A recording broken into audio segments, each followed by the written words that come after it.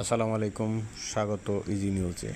আজ বাংলাদেশ জাতীয়তাবাদী দল বিএনপির জাতীয় সংসদ নির্বাচনের 236টি আসনে চূড়ান্ত প্রার্থিতা ঘোষণা করেন।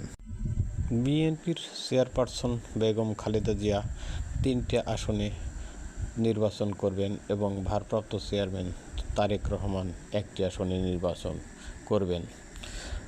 আগামী জাতীয় সংসদ নির্বাচনের কুষ্টিয়া 3 আসন থেকে ইঞ্জিনিয়ার মোহাম্মদ জাকির হোসেন সরকারকে মনোনয়ন দেওয়া হয়।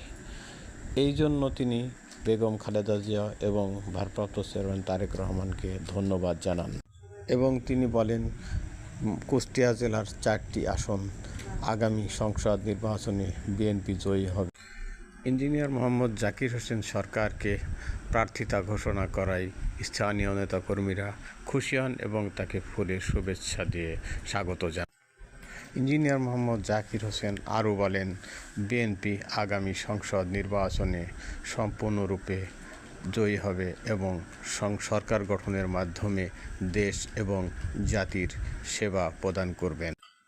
সেই সাথে কুষ্টিয়ার 4টি আসনে ধানের শীষের জয়ের মাধ্যমে জনাব তারেক রহমানের হাতকে আরও শক্তিশালী করবেন বলে অঙ্গীকারবদ্ধ।